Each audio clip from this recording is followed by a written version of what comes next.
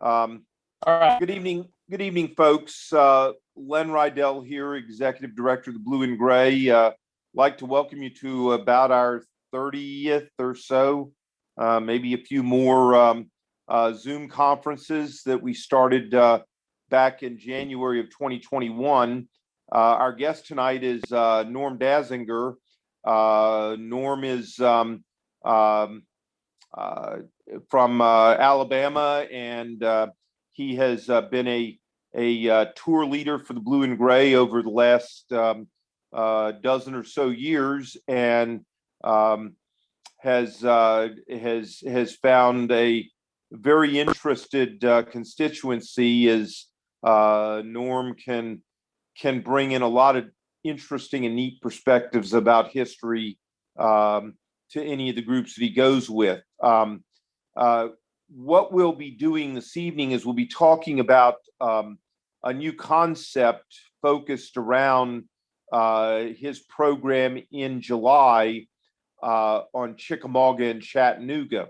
Now, what I want to go ahead and introduce with that is we call it Civil War 101, and it is our first efforts to answer the question, how do we bring in the next generation of people for the Civil War? And it's something that's given us a lot of questions and challenges over the last couple of years, because as I'm sure is no secret to many of you, if you're part of a round table, you don't necessarily see a lot of youth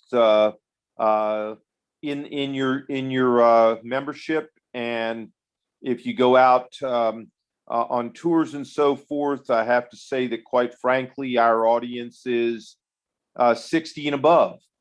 90% of our audience, 95% of our audience is 60 and above. I don't think that kids are not interested. I don't think young people are not interested. I just think they have different priorities right now. So we've been sitting down and trying to figure out a way to bring all this to them in hopes that we can draw them in. And Civil War 101 is that concept. And so when we open the conversation night, we'll talk a little bit about that, because this is really kind of Norm's brainchild. He's strongly behind. He's put a significant amount of resources behind giving this a fair chance to make it possible for you and other people to bring students for practically nothing. So we've got people out there like Norm that are trying really, really hard to try to reach out and help you all bring the next generation in hopes that we can actually get them involved with the Civil War and the study of history. Now, one thing I want to bring up, and some of you have been on and you heard us talking about it, but for the group as a whole that's in here right now, you'll notice on the audio or in the video with Norm, it looks a lot more chopped up and stuff. Norm lives out in the country of Alabama, and they don't have competitive internet and so forth. In fact, he doesn't have any internet over a wire that's available to him where he lives. And so he's got a fairly low bandwidth. He's using a hotspot, basically, I think, off his cell phone, which produces basically just enough to get him on the internet. You'll hear his voice fine, but what you see is not an accident. It's a result that he just doesn't have good internet bandwidth available to him out in northern Alabama. And so that's a limitation we'll have tonight. And I hope that you'll appreciate that and be patient with us. I think occasionally it will possibly chop up some of the stuff that he says as well, but it is what it is. And Norm has lived out there a long time. And so I don't think we can really change this. We'll just accept what we have to deal with. Now, a couple of things real quick. The way this thing is set up is we have a monitor. Karen Needles has been gracious enough to let us use her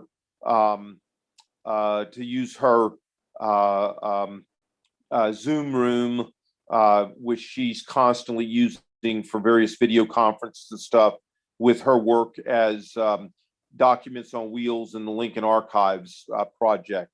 I'm not going to do a full scale promotion of this right now, but if you are unaware of LincolnArchives.com, go take a look at it. What Karen has done is she is, for 20 plus years, she's been scanning stuff out of Lincoln Archives. She's got a remarkable free website that invites you to go look at. And as you do that, it's lincolnarchives.org.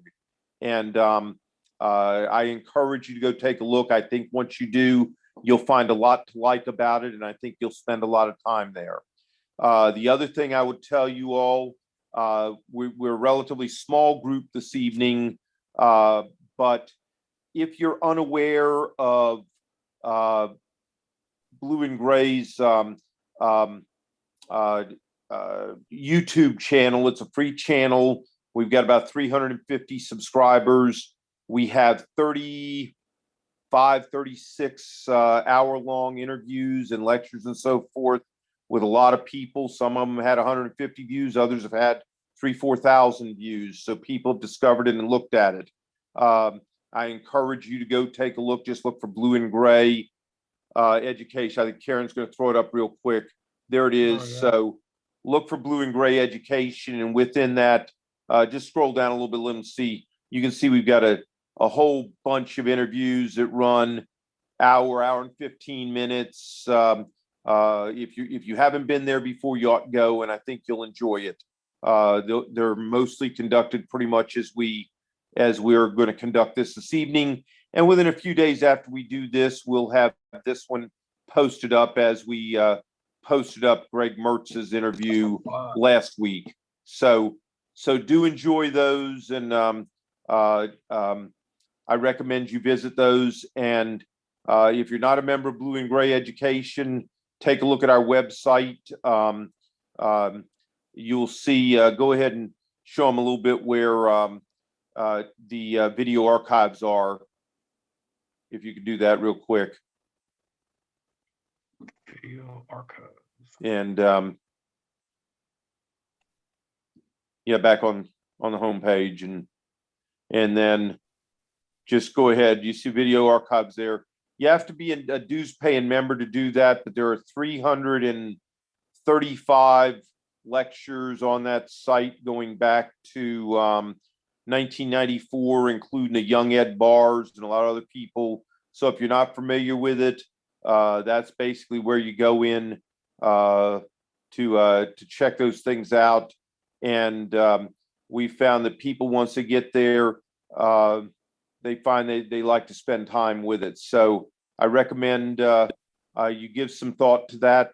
We'd love to have you as a member, and by all means, check in on that. And perhaps there you go. There's a list of some of the stuff we have: the Great Slave Conspiracy, Bill Frayling, John Simon, Command and Control. Just a lot of cool stuff in there. John Jakes writing a Civil War novel. So highly recommended. But it's all behind the wall, and you got to be a member of Blue and Gray. So, okay, well, let's go ahead and get going, because I'm just a few minutes after 8. For those of you online, what we'll be doing is Norm and I will talk for about 45 minutes or so.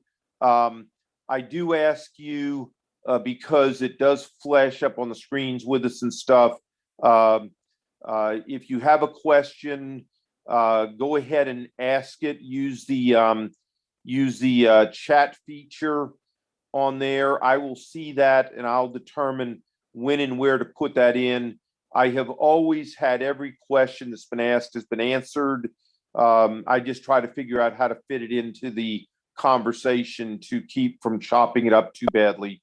So if you do have a question, feel free to ask it there, and I'll look at it and try to figure out where to phase it in. And if I don't do it until the end, then we'll just have open Q&A to answer those questions and any others you have until we finish up. Typically, and we've been pretty religious about this, we finish right around 9 o'clock, and we're generally gone, and the room shuts at about 10 minutes after 9. If nobody has any questions afterwards, we drop off pretty quickly. But we do open it up for questions beyond the interview from about 9 until about 9:10.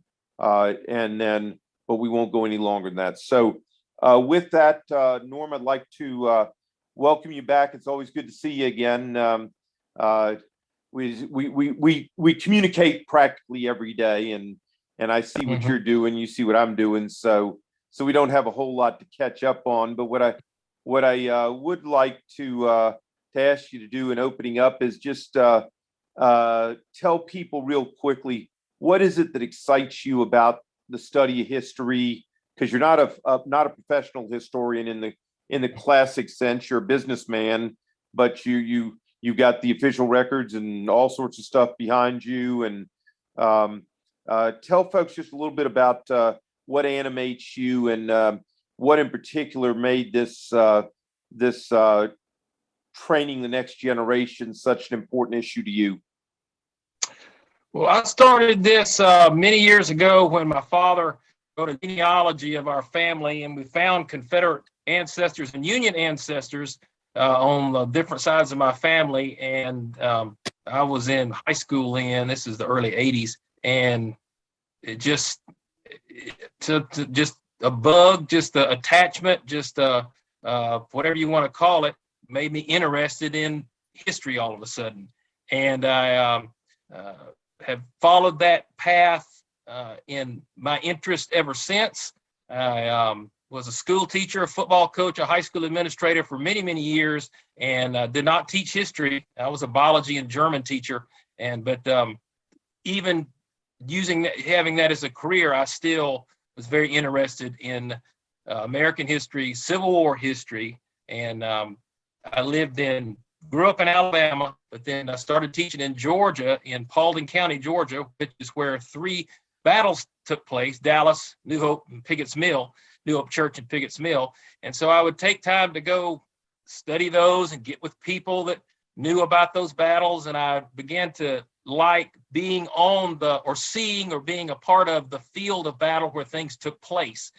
And then found out about organizations like Blue and Gray Education Society, tours they would offer. And then as a younger person, started going on tours. And now I'm not in Georgia. Now I'm in Gettysburg, or now I'm in Vicksburg or Richmond, or wherever. Now I'm getting to see places that I've read about or learned about, and get to go to those places. So I learned to like the places, the land, the acreage where things took place. And that just adds to it. I think that's part of most people get an interest and then grow from there in certain directions. And usually visiting battlefields and learning from experts about the battle on the battlefield is usually a progression most people make, or hopefully they do. They might not want to, maybe can do as much as they want to, but they certainly try to.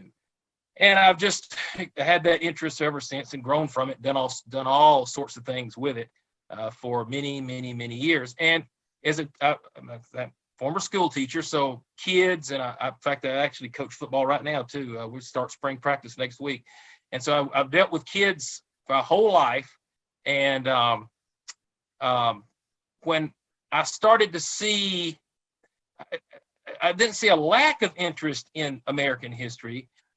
You would go to Gettysburg and you would see buses of kids land at the Devil's Den and get out and walk around. Now, they might not have known any idea what they were looking at or they'd had any interest in it. They were on a school field trip, but they had to get off that bus. Somebody had to tell them something. They had to at least partially listen or act like they did.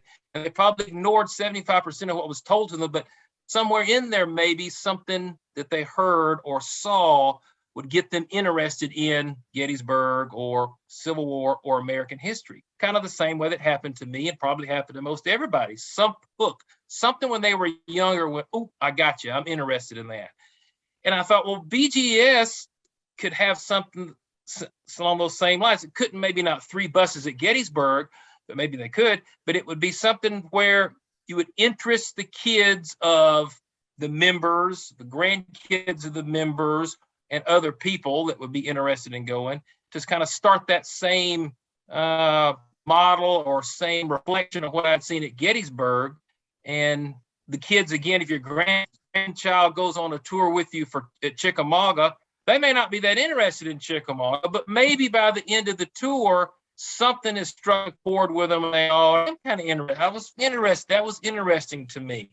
Maybe I go and look it up. Or when the teacher comes in class comes talking about the Civil War, you ask the question, well, you didn't mention Chickamauga. I was there last year. I know a little bit about, what went on, James Longstreet, George Thomas, so forth, other personalities. And there you go. That's it. That's all it takes, is that little bit of interest to make a little spark.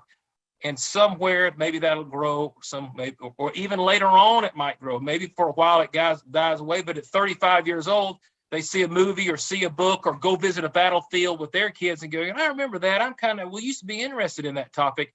Boom, there it goes again. And if you don't provide that opportunity for kids or older people too, then how are they ever going to get that opportunity? And BGS is the only national Civil War preservation education group that can do something like this. The other ones, there are any that can. There are other groups that can do education. There are some that can do presentations, but on the field, on the land, walk in the dirt with an expert talking about, this is what went on. Let me give you a visual of what went on here. This is it. This is the only organization that can do that. So it kind of becomes, I thought, a responsibility for BGS to take on that duty and try to provide that for this generation and the next one. Well, I think that you and I have talked about this for a long time, that we have always found ourselves trying to turn the prism a different way, with the ultimate purpose, I think the distinction, of course, being that we are an education organization as opposed to a tour group. And a tour group is concerned about the dollars and cents of it. And of course, when you and I had this talk about this, and I didn't set you up for this, you saw it and you saw the potential and you put your money where your mouth was. But what I think we agreed was that really the important thing was to get the people on the battlefield. It wasn't important to make money. It was important to get people excited and animated about history. And the thing that really sold me on how qualified you were, and I had the same experience with Greg Mertz. That's why Greg is doing the Eastern program in June for a 101 tour. But what really animated me was when we were doing the Forrest Wilson raid in a couple of years ago in Alabama, and we moved through Selma and stuff, and you transitioned in the middle of the trip there. You transitioned, and not only did we do the Wilson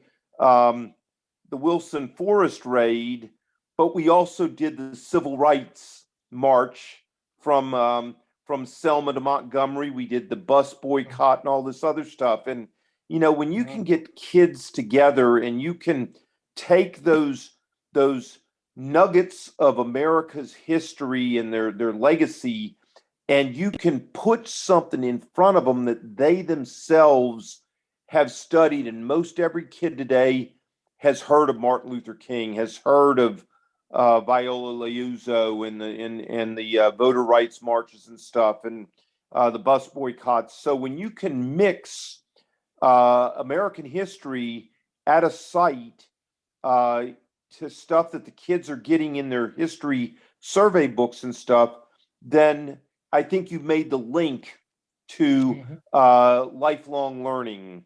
And I think the kids really are interested in that. Something else I found, and then we'll move in and start talking about Chickamauga and Chattanooga in a minute or two. But the other thing that struck me, and I'm going to push on this, as you know, Norm, we did Wounded Warrior tours for the people in Afghanistan and Iraq that were recovering at Walter Reed and so forth. And we used to run tours of anywhere from 5, sometimes up to 25 young soldiers and Marines and their families.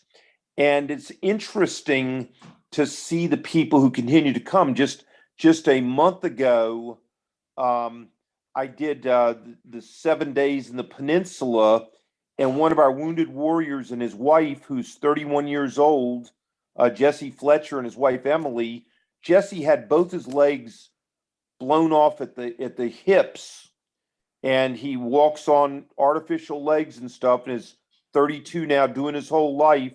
But he and his wife came out to go on the battlefield tour and stuff with us, and so they're out there and they're interested. It's just a matter of finding a way to get them there. And I think the way we decided to do that was that we'll basically ask the adult to pay the weekend rate, which is about $500. But then they can bring as many youngsters at $25 a piece as they want to. And we've got the means, thanks to you, to go ahead, if the demand is there, to rent a full-size bus. Yeah. And put the people there and not worry so much about the costs of that, but rather just get the people on the bus and get them out on the battlefield. And I think for the folks who bring out their nephews, nieces, grandsons, granddaughters, sons and daughters, I think it's a great chance for them to bond with their youth, and to share their passion in hopes that they will also pick up that shared passion. So I'm really excited about it. I'm so excited that you and Greg are going to do the first two this year, coming up next month or two. So with that, let's talk a little bit about on a weekend, Chattanooga or Chickamauga, I think, is probably the most overlooked major battle of the war. I think, we've seen the battle above the clouds, Lookout Mountain, and things like that. But because Lee and Grant are so dominant in the discussion of history and general history, I think Chickamauga, the Chattanooga, kind of gets overlooked. I think Rosecrans, Bragg, that area just doesn't make it to the history books and stuff. And I know that you've always enjoyed that area and so forth. Tell us a little something about the things that made the Chickamauga campaign important in the war. Well, Chickamauga is in northwest Georgia, outside Chattanooga, and it became a key logistical site for both armies in their advance into the Deep South. Chattanooga for its transportation, and Atlanta for the other end of the corridor, or the transportation corridor, for what Atlanta was, which was a town of had grown into a town of nearly 20,000 people before they had to evacuate from a small town. Before that, so it was a very important supply area, and was very important for both sides to have possession of, or at least prevent control of, the city of Atlanta from the other side. But Chickamauga is in the way. It's between Chattanooga, even though it's very close to Chattanooga, it's between Chattanooga and Atlanta. You can't get to Atlanta without essentially, quote, going through Chickamauga. And Chickamauga was such a brutal battle. It's in the same arena as Gettysburg, not as big as Gettysburg, but it's in the same area in terms of casualties. And Chickamauga, what's interesting about this tour, it's a 2-day tour. Chickamauga on day 1 and Chattanooga on day 2. Well, it certainly involves battles, and it involves armies, and it involves shooting and killing and winners and losers in terms of the military. But Chickamauga is about just that. It's about battles, it's about movements, it's about stuff we can cover about warfare from a common perspective of guns and cannons and death. And Chattanooga is a little different than that. Chattanooga is a little more about maneuver, geography, understanding where armies are located, where rivers, railroads, and mountains are located. So certainly involves battles, but it's a great kind of difference between the two sites. One is more traditional, let's just charge, let's fight, and the other's more, let's stop and look and kind of see why and how they did things and why they're there and why they're not there. Chickamauga is very much, it's a very difficult battle, to tell you the truth. There's a lot of different maneuvers involved with a lot of different people, a lot of different groups over 2+ days, and it can be very complicated for people. Most people don't even mess with Chickamauga because it can be so complicated. You need someone to simplify it for you. And Chattanooga is more about, you really have to be on the ground in Chattanooga to understand it. You have to understand how the city sits along the river, where the railroads are, where Lookout and Mount Missionary Ridge are located, and stand and look at that panorama and help you understand why things happened the way they did in Chattanooga. It's a Union victory in Chattanooga. Why was it a Union victory in Chattanooga? The only way to understand that is to be on the ground and see it in Chattanooga. And I tell people that about Chattanooga, and once they go there, they say, you're right. The only way to understand this one is to be there. And so it's a great tour because it puts in both kind of sides of different views of the war from a traditional, but also a non-traditional perspective. And it allows us in Chattanooga to bring in some other stories. We can bring in the Andrews Raiders, the Great Locomotive Chase. Has nothing to do with the Chickamauga-Chattanooga campaign, but some of it took place nearby. We can talk about that because people have heard, well, older people have heard about Fess Parker and the movie from the 50s. That's the grandparents that may have heard about that, or the great grandparents now. But it's something that it's different. It's a drama. It's a great story. Then I can also bring in the Trail of Tears to Chattanooga. We can visit a specific site with the Trail of Tears. Looks like 1835 or 36, whatever year that was, for the Trail of Tears, where it looks like you are standing on a road with the Indians coming down the road at you in this very primitive looking location outside Chattanooga. So it allows for a lot of different things: the battle, the town, the geography, Indians, and Great Locomotive Chase, among other things. And the personalities are just amazing. You've got at Chickamauga, you've got Forrest, who starts the battle. You've also got the leaders, which is Bragg. Many people have heard of him. You got George Thomas, Rosecrans, you got Pat Cleburne, you've got James Longstreet. So people that know a little about the Civil War, those are names they recognize. Whether you like the Civil War or not, Forrest is usually going to ring a bell with many people. You move to Chattanooga, you get to bring in Grant, you get to bring Sherman into the talk, you get to bring in Joe Hooker into the talk, more Pat Cleburne stuff then. And so it allows for lots of good personalities that people will hopefully recognize and want to know more about them. Because like you said, Lynn, they've probably heard something. I've heard of Grant now. Who is this? I've heard of Forrest, good or bad. I've heard about Forrest.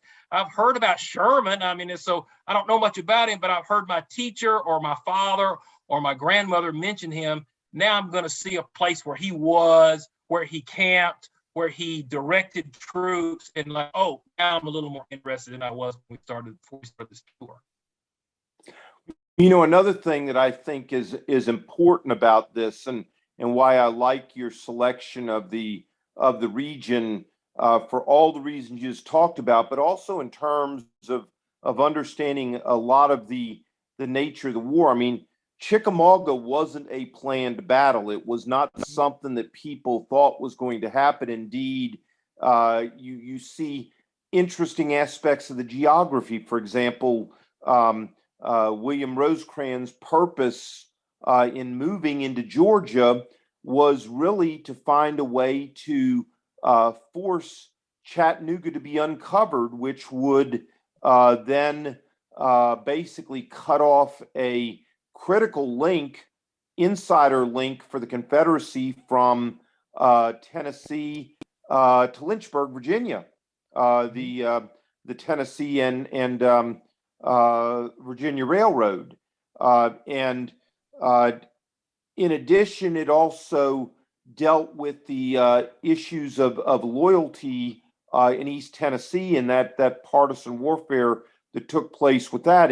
And Rosecrans is attempting to secure all that area in a bloodless fashion, but then he gets careless on top of Sand Mountain because he doesn't realize that Sand Mountain is some 10 miles across in places, and he gets separated, and lo and behold, he finds himself hanging, and Bragg suddenly has an opportunity at Macklemore's Cove to fall on a portion of Rosecrans' army that Rosecrans doesn't realize how vulnerable he is, because Sand Mountain has spread him out so far that he's lost his ability to support each other. And so you see these great opportunities that come to pass. And I think, of course, then you also deal with the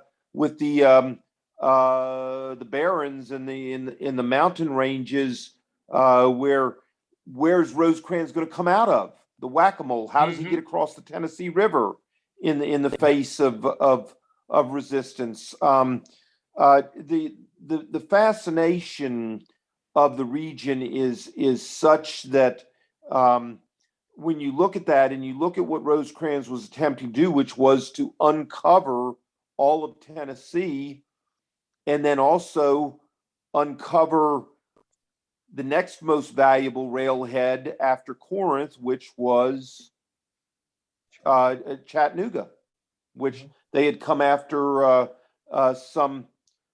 in 62, and then came back for it again in 63 because they needed to shut that down. So I'm struck by how important that is. But then also, when you look at how the terrain sets up the Federals who fall back into a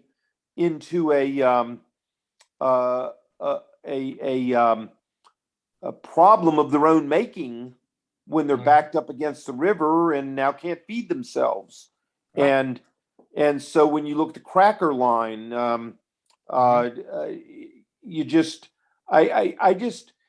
there's so many themes that you can address with that I just think that at the end of a couple of days, you ask yourself, well, geez, I need to spend more time with this. There's just too many things that need to be looked at. But let's look at one aspect of this. Why is James Longstreet in Tennessee? I mean, what's the insider track? Why is Longstreet at Chickamauga? The known facts are that Longstreet is going to move with two of his divisions from Virginia to North Georgia around the middle of September by train, and Pickett's division's not going to go. It's still recovering from Gettysburg, but the other two divisions are going to be there or on their way there. Some make it for the Battle of Chickamauga, day 2. Some don't make it for the Battle of Chickamauga at all, but they are present for the follow-up at Chattanooga. And until Longstreet leaves and goes to Knoxville, they'll all be around Chattanooga, all those two divisions. Longstreet, you get a discussion about him. My opinion of Longstreet is he'd be a great assistant coach, great offensive or defensive coordinator. When the guns start to fire, Longstreet is a guy you want by your side. When you're planning the game beforehand or the battle beforehand, sometimes Longstreet's not that good. And I think he's more of a game day or an hour by hour battle commander that is, I think, excellent. And he thinks he should be the overall commander of something, somewhere, somehow. Kind of an offensive coordinator in football that thinks he should be the head coach, but really he does much better under the leadership of a correct commander. Lee would be one of those correct commanders. When he gets to North Georgia under Bragg, that's not the kind of personality of a lead commander that he performs well under, because he feels probably that he ought to be in charge of it rather than Bragg. What happens to Longstreet is the worst thing that could happen. He gets there the night before the second day of the battle, then is involved in the battle, and becomes just a great hero of the battle. Everything works great. Just can't do anything wrong. And then everything after that, he can't perform up to that first day of his existence on the Chickamauga Battle. He can't perform the rest of the way like that. And so he is going to not perform the way he was expected to perform. Eventually, he's going to be tossed out by Bragg and headed to Knoxville, Tennessee. And he gets into a Longstreet, poor personality choice maybe for him. He gets into a cabal with some other generals that he has just met, just gotten off the train, won a battle, and now gets into a cabal with them to try to hurt Bragg. And I think that's a mistake on his part. And he's a new guy. Why are you going to come down here and do that? At least give a little more time before you decide which that you want to backstab the commander. But he does that, and so that alienates him from Bragg a little more. It's a chance for Longstreet to see how well he does as a commander. Person in charge at Chattanooga, he was basically in charge of everything from Lookout Mountain west. Basically said, you just handle it. Bragg told him, you just handle it, and he didn't handle it very well. We'll see when we on our tour. We'll go to spots like Walhatchee and Brown's Ferry. Well, he blows it. He does not do well, and I think Bragg realizes that he doesn't perform that well, and is not too upset when he decides that he needs to be sent to Knoxville. And I don't know, Longstreet has a lot of great qualities, but and performs well in certain situations. But Chickamauga and Chattanooga are not situations where it will allow him to perform. Chickamauga and Chattanooga for this tour, for people that may have some expertise in Chickamauga and Chattanooga, that maybe have been there or have never been there but know more about the battle, this tour is going to be great because it's going to simplify things, allow you to understand those battles very easily, and in conjunction with having kids along, it's going to just add to the fun of it. We're going to talk about things that would be more also directed toward kids, about incidences that kids would be excited to hear about, that would attract them more than it would adults. And so it's going to be a good mix of learning about it's not going to be just a throwaway. We're just going to have coloring books and we're going to talk about kid type stuff. We're going to talk about battle stuff. We're going to talk about Civil War stuff, but we're going to do it where anybody can understand it. And then we're going to throw in some things that kids might be especially attracted to in the discussion about the things that took place in these two battles.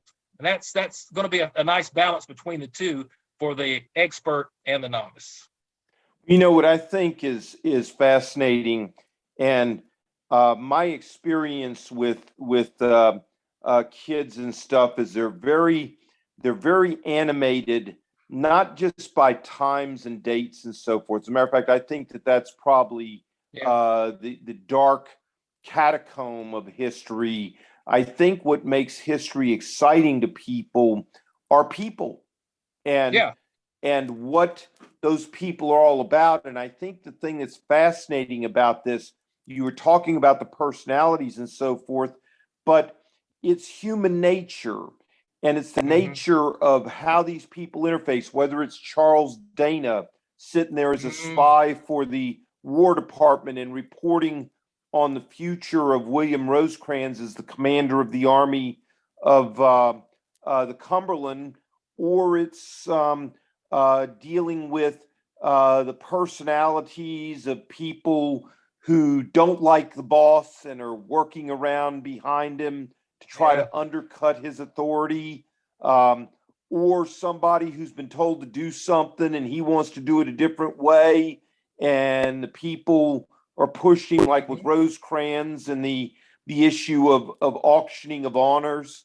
The first success that a general in the field would achieve would get a regular Army major generalcy, and his indignation and how he doesn't get along with Washington, and chastises him for auctioning of honors and things like that. I mean, just the stories of people and how they interface.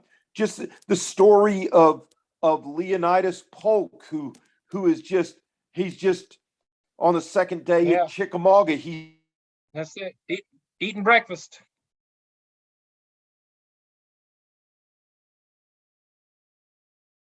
We okay. We had a short break, but Whew.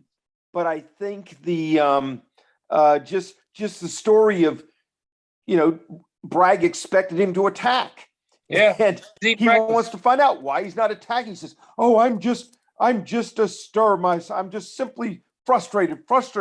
I am." And and you're thinking of this, or you're thinking of D.H. Hill and stuff, and just the stories of these people. Oh yeah. I think Incredible. people will find that eminently interesting. I think, I like those stories. I like the intermixing or how the stories intertwine with one another, um, uh, uh, with with all of the different battlefield stories. Like Andrew Jackson's family is at Chickamauga.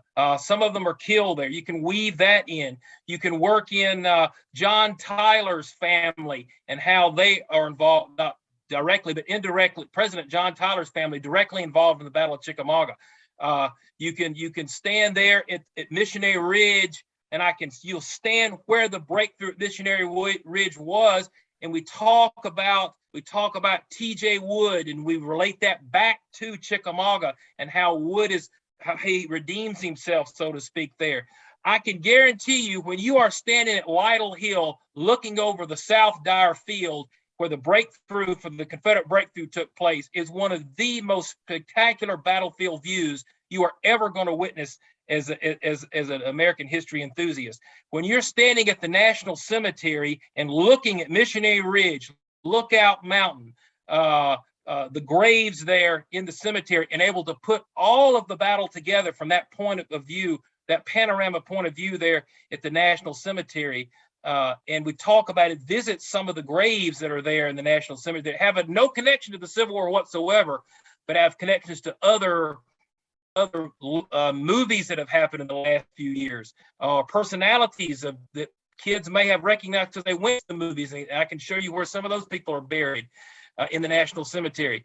The places we're going to see are going to be spectacular, and the stories we're going to have about some of these connections that you may not know, that may not realize are involved in Chickamauga and Chattanooga, connections that are a long way away, that are going on hundreds of miles away, but have either pre-war, during the war, or post-war some connection back to where we're going to visit. That's always the good fun, always the stories, the personalities that I think make people interested in the war. I agree with you 100%. That's usually what grabs people more than anything else. And it's what grabs us too. I mean, if You're we're to right. be honest with each other, the things, and I know everybody who's on this call, and people from the last 28 years with us, certainly, and I'm sure groups before that, this is not something that automatically can or should be assumed to be a dumbed down program. History No. is intrinsically interesting. You don't have to dumb it down for people, because the components of what you're talking about are the things that animate people. When people sit down and they ask you the question, well, why was Bragg so disliked by his people? Well, Mr. Bragg, you've had an argument with everybody else, and now you're arguing with yourself. Mm-hmm. Or when Mary Chestnut writes complaining about Bragg and said, a man was shot the other day for stealing a chicken, a soldier for a chicken. Is that something that should be happening? And yet, when you look at those and you start talking, you suddenly, the war jumps out from the pages of a book in two dimensions that say, on September 18th, 19th, 20th of 1863, two armies met along the banks of the Chickamauga Creek, and in a 2-day battle fought this, and so many people were killed. It's those people, and it's the interfaces. It's, why did it fail? Why did Longstreet break through to Snodgrass Hill? Why did T.J. Wood respond the way he did? What about that ass chewing of a little bit beforehand? Well, those are things I think everybody understands, And once you understand those, now what seems to be incomprehensible is suddenly very, very tangible to people. It's easy to understand why the battle happened the way it did. Not dumbing down, it's simplifying.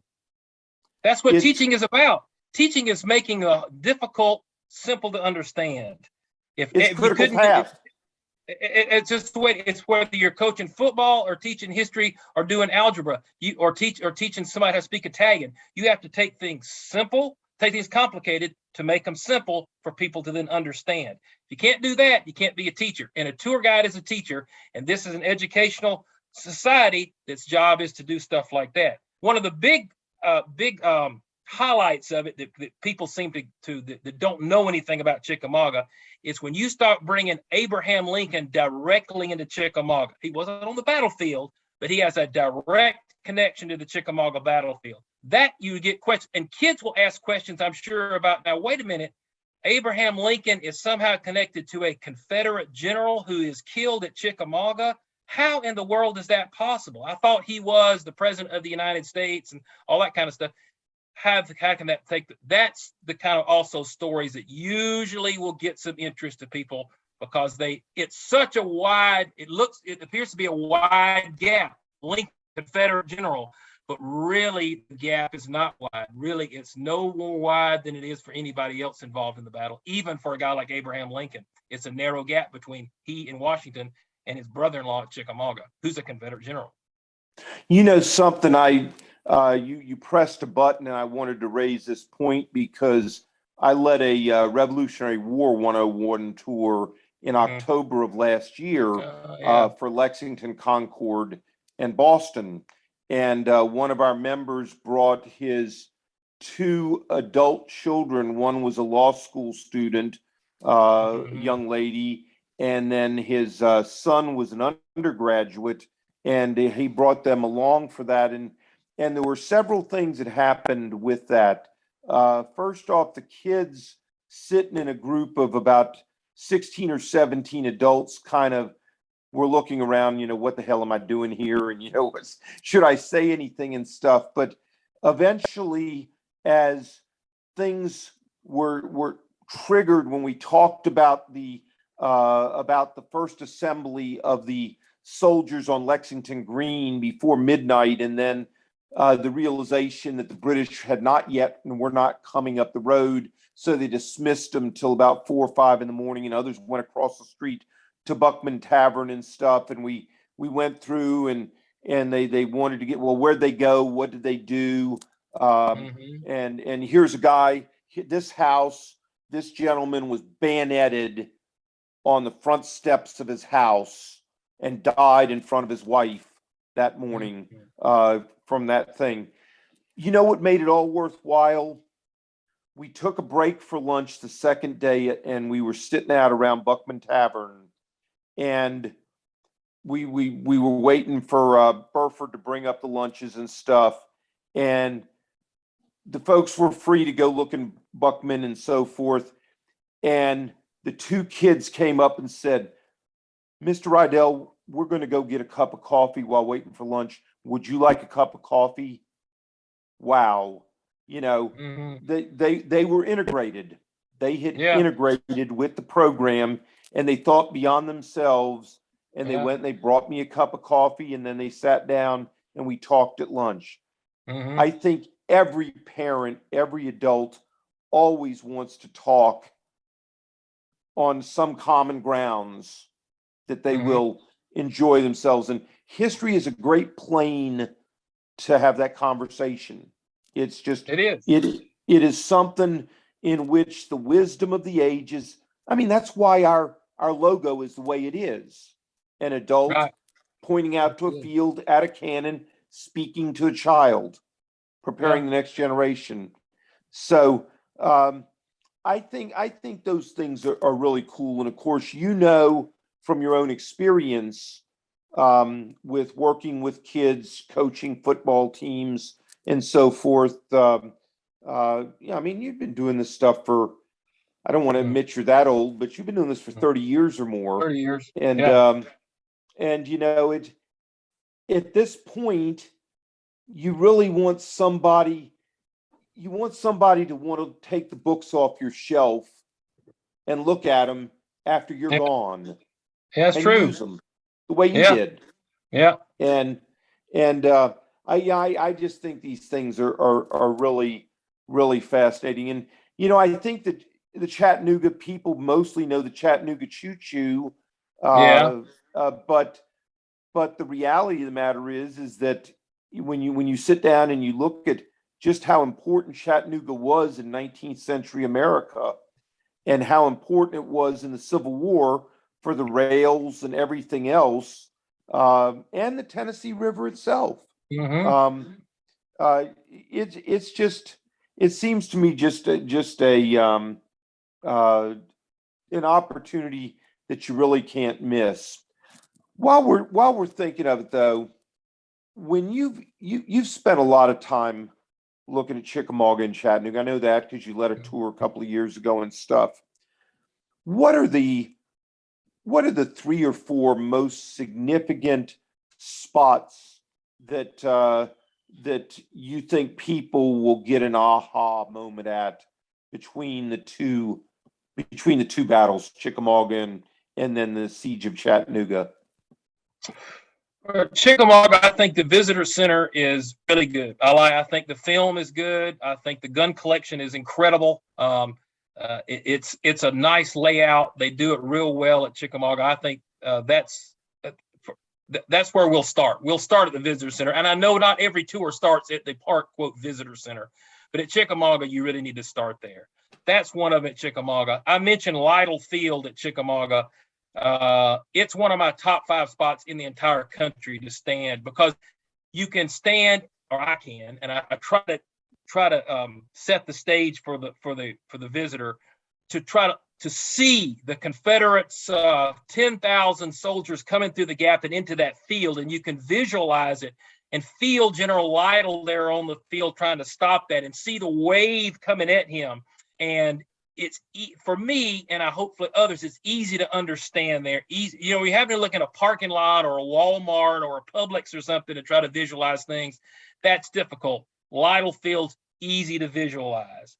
The other place there's several places at Chickamauga, but those are the 2 places at Chickamauga that are the Wilder Tower is another one at Chickamauga because of what it stands for. It stands for the sacrifice of both Union and Confederate soldiers at Chickamauga. Most people don't know that, but when you're told that and see how prominent and prestigious that monument is, the tower there, you start thinking, man, something had to happen here that was very important. At Chattanooga, I think at Chattanooga, the most prominent or most important spot is, I mentioned, the National Cemetery for the National Cemetery's role, but also for understanding the battle. We go there first. That's our first view from Chattanooga, and that's very important that it just opens the arrangement so that when you do go to other sites like Missionary Ridge and Lookout Mountain, and you can look back at where you were, it helps put things into order before you even start on the battlefield. I like I also mentioned, I like being able to take people to the exact spot where the Union breakthrough at Missionary Ridge took place. You stand there on the edge of Missionary Ridge, and you can look at the terrain, look at the way the geography of that part of Missionary Ridge is, and you can easily understand, I understand why Tucker's Mississippi Brigade got run over right here. I can see exactly because I'm standing in the spot where this took place, and I can see how it could easily happen. You'd say, well, all you Mississippi guys, how could you do that? How could you lose this mountain? What in the world's wrong with you guys? You're just incompetent? Then you stand there and go, well, I can kind of understand how maybe if things didn't go quite right in the geography of this ridge, I can see why these brave guys lost the line right here. And so those are just wow moments. Brown's Ferry is another one. When you can stand at the Tennessee River and know what took place at Brown's Ferry is, I think, one of the most important, mostly unforgotten sites in the Civil War is Brown's Ferry in Walhatchee Valley.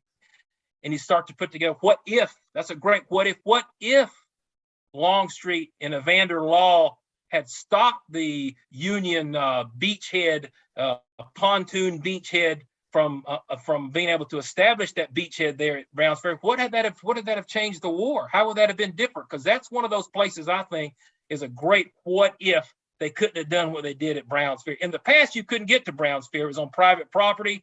You had to go through a couple of house trailers. If you knew the neighbor, you could go through his property. But now the Civil War Trust has bought that, and you can give a sign say don't go out there. You can go out there. You walk out there. You can be on the property that a lot of people haven't ever been to. So those are kind of the wild places for Chickamauga and Chattanooga for me. The other thing that I think I wanted to have you address from your perspective is who are the 3 or 4 top performers at Chickamauga and Chattanooga, and who are maybe the 3 or 4 people who should be released from their contract as a result of their performance there? The best performers are probably the best performance of the 2 sites is Pat Cleburne at Tunnel Hill against Sherman. What he did there is just miraculous, even for a guy like Cleburne, and he's good. He's not just an average leader. He's good. And what he was able to do there is even more superior. He's good. I think overall, Longstreet, with the way he had at least some overall direction in the way he arranged his assaulting force for day 2 toward the Brotherton cabin, I think was creative. I don't know if it was all his idea, but he'll take credit for it. He should. He was the guy in charge of that. The way he arranged that, I know he got help from the other side, but that was going to be successful right there, the way the Longstreet set that up. On the Union side, at Chickamauga is, of course, Thomas. The defense at Horseshoe Ridge, Snodgrass Hill, is just leadership. There's no other way to put it. If he's not present for that defensive position as a leader, arranging, rearranging, being right behind different Union lines there, that's not going to happen. There's no way that events could take place without a guy like Thomas. The ones that don't perform well is a guy who I don't think is that great a general when it comes to field action, and that's Sherman. Sherman does not do well.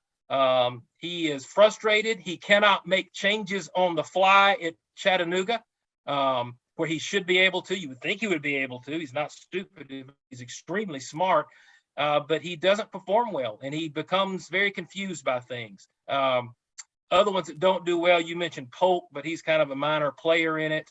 Forrest is a half and half guy. I think he does well in certain positions, but then there are certain things that he gets overly enthusiastic and overly involved in, and he doesn't allow for himself to see some other opportunities that he could have probably exploited as the leader that he was. So he's a 50-50 on him. I like a guy named Ferdinand Vanderveer on the Union side. Wherever there's the fight on the day 1 or day 2, Ferdinand Vanderveer's right in the middle of it, and he walks away from it, I think, showing that he is a guy not to be messed with, and a guy that is another one of those great leaders. Another one is on the Confederate side is Edward Carey Walthall at Lookout Mountain. That poor guy has one Mississippi brigade.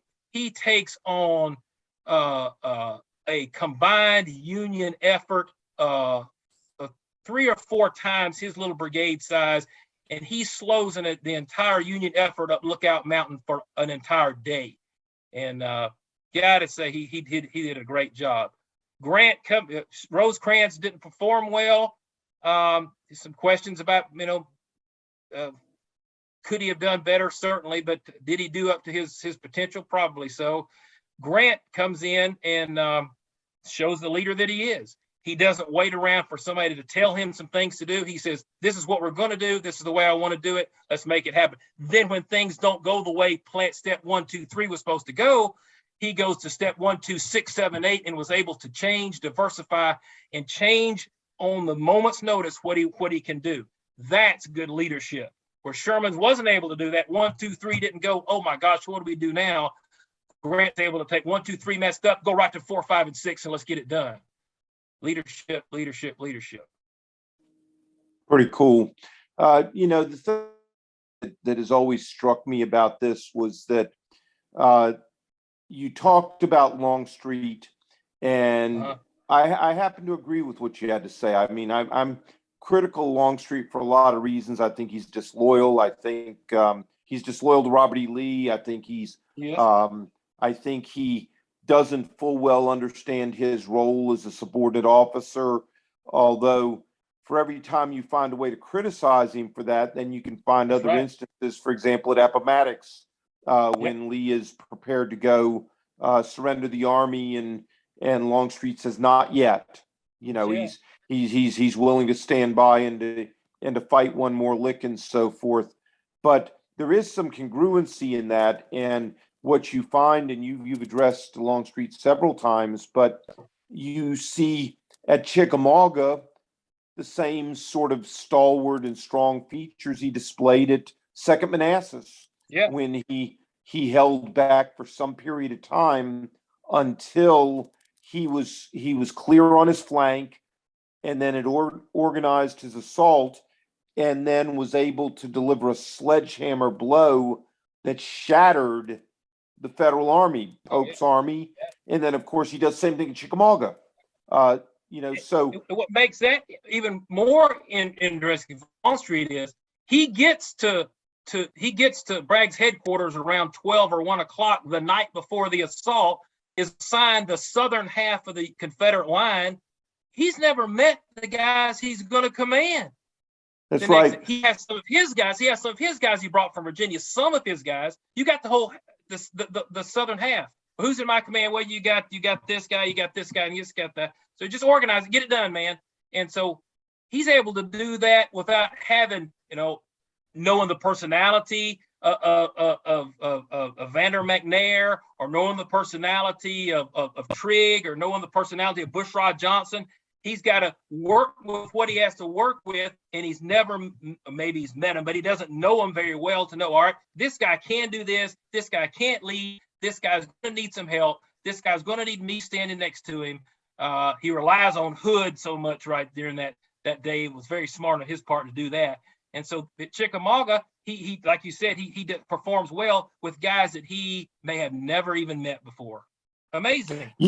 The other enigma that I find of some consequence, and I think it was Frank Varney recently wrote a book on Grant and how he worked and destroyed people like Lew Wallace and Rosecrans. I've always felt, they say of Rosecrans, when he loses his command after Chickamauga and before Missionary Ridge and so forth, that he had actually devised the solution to the cracker line problem, and he shared that with Grant, and he did. Grant does in fact take that recommendation, and it does in fact succeed. And I always thought how sad that Rosecrans left the army and didn't get any credit for that. Grant is credited with breaking the cracker line and setting it up so that the Federal Army can eat again. And yet Rosecrans had figured that out. But you get the sense that Rosecrans, for any number of reasons, and here's another one of those stories again, being the converted Catholic that he was, Rosecrans was very disruptive within the government that was generally suspicious of Roman Catholics and their allegiance to the Pope. And the fact that Rosecrans was so aggressive, he was aggressive about his data rank. When he gets the command out there, he does not accept kindly that his data rank is just dated to 1862. He believes it should go all the way back to Rich Mountain, and Halleck tells him that don't raise a ruckus about this. I had a hard time getting you this command because you're a Catholic. Just take the command and we'll sort out the dates of rank later on. But you get the sense that even within the government at that time, a country that had know nothings and all of this other, that people didn't get a fair chance in many instances to show what they could do based on prejudices against them that weren't just racial prejudice, but there was religious prejudice as well. And Rosecrans, it seems to me, is one of those people who was designated for being selected out. Targeted. That's right. He gets targeted and he just doesn't, he goes off to St. Louis from there and doesn't do a great job, but there's not much to be done in St. Louis at that point because the war's left it apart. But no, I think. Go ahead. I'm sorry. I got a what if for you. For Rosecrans. You brought Rosecrans. This is a big Rosecrans what if. Something I've thought about the last few weeks with Chickamauga. What if the George Thomas defense at Horseshoe Ridge doesn't happen for whatever reason? Humphrey's Mississippi Brigade gets on their flank and gets between the main line and Thomas. Whatever, nothing against Thomas, but let's say it doesn't happen. Let's say Rosecrans' entire army retreats as is back into Chattanooga. And you don't have that Thomas defense where we can point to this guy. Look if you'd have done this, Rosecrans, look, Thomas did it. Why didn't you do this? Let's say that never happened at all. Does Rosecrans get replaced after Chickamauga? I think yes. But that goes back to what you just said. Was he on the list anyway? The first time you mess up, Rosecrans, we're going to get you. And whether the Thomas thing happened or not is probably insignificant. He was probably going to go anyway. But it's a what if. Would that have changed things? Charles Dana could not report. Well, Rosecrans was in Chattanooga and Thomas was out here making a fight. All of them went back to Chattanooga. There was no Rock of Chickamauga. Would that have changed Rosecrans' perception back in Washington? Maybe, maybe not. Yeah. Well, I think probably, given that Grant had taken Vicksburg and was resituating, I think, because remember now the Grant victory at Vicksburg gets him the major generalcy in the regular army, and it kind of sets him up for future things. I think Chickamauga becomes the end of the road for Rosecrans because Rosecrans doesn't fight until Chickamauga. He maneuvers and that he gets and uncovers Chattanooga buys him more time, but I think it's ultimately the siege of Chattanooga and the problems with the logistics and so forth, and the direct reporting of Dana.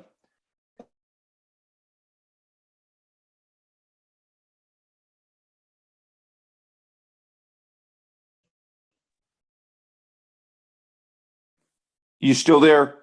Yep, I'm here. Okay, we bumped again, but I think it is the issue with Rosecrans having had the opportunity to regroup afterwards, and then having a spy in his midst that is reporting just how badly things are going.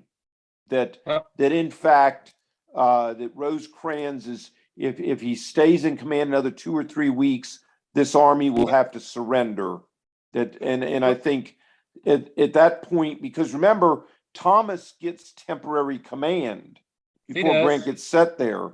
So I think they were set to do that. And for Thomas to get that command, Thomas wasn't anybody's idea of true blue and true to the cause as well.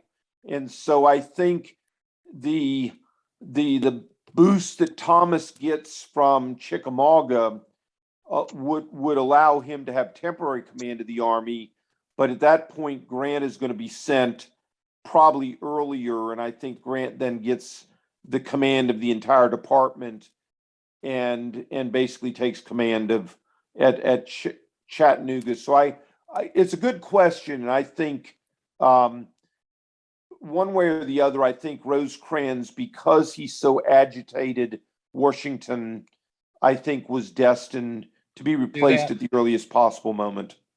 He did do that. And then the difference between Grant and Rosecrans is similar to the difference between Bragg and Lee. They knew how to communicate with the executives, how to send them a message. The weather's great and I'm feeling good today.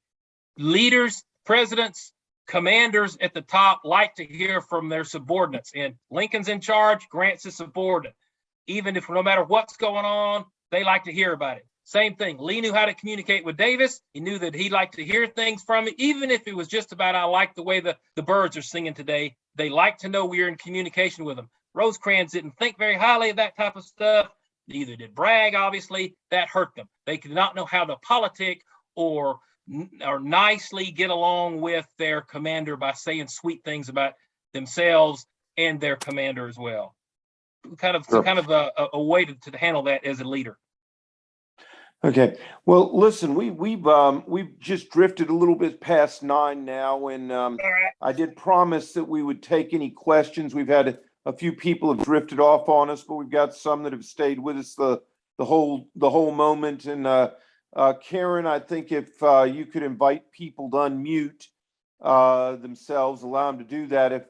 If anybody has a question or something, how about raising your hand, and we can take your question, and we'll answer questions until we don't have any more questions. They can unmute. Okay. So anybody, I got Dave, John, Tom, and Wayne are still with us. Anybody got any questions? I see Dave Dave hadn't unmuted yet. Or yes, he has. Dave, you got a question? Go ahead.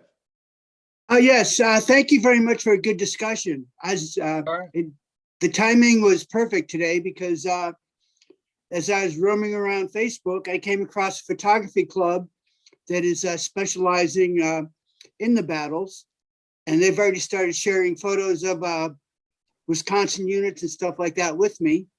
And right now, I'm planning my trip to go down and using their expertise and photographer's eyes to photograph where Wisconsin soldiers fought. Especially one of the leaders I would have plugged would be Colonel Haig. But use all that plus all the things you talked about so I can plug those into my Garmin and look around. Well, make really sure when you go, that.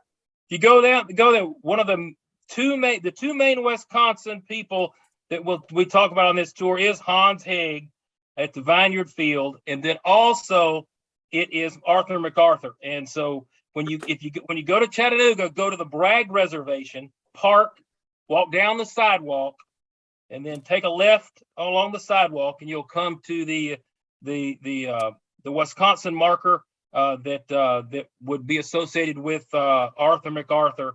And on Wisconsin and all that stuff took place right there, not far from the Bragg Reservation with Arthur MacArthur. And so Lynn talk about stories. That brings in all sorts of other stories when you can bring Arthur MacArthur into the story of the Civil War and all the other things that go along with him and, of course, his son. I tracked Arthur MacArthur down at Franklin and shared what I learned and saw down there with my friends up here in Wisconsin and my son's camp. And now I got to get some more. I kind of set a high standard, so I appreciate your help meeting it. You bet. Hey, Tom, you have a question or a comment? Hello, Tom. Okay, I see Tom had unmuted, but perhaps he can't. So anyhow, well, that's about it from that. Dave, you have anything else you want to say? No, just thank you very much, and thank you for helping me prepare my notes. Time to get planning and get riding. Glad to help. Well, spread the word. Norm, thank you a bunch for it. I think we we touched a lot of ground and stuff, and I'm sure we're going to see a lot of other people viewing this. I'm finding more and more as we do these, or that people realize they can go watch it at leisure. They know where it's there, and so I've found that we're having fewer live people, but I'm seeing more viewings once we post them up. So I think that's how folks are looking at that. But I think a good discussion, and hopefully we'll see some oak trees start to grow from these acorns. So Hope so. appreciate it a whole lot, Karen. Thank you so much for hosting, and let's have a good evening. We'll see y'all later on. Okay, All night, right. night, Yeah, Norm. good night, everyone. Bye-bye. Thanks Night all. again. Bye bye. Bye-bye.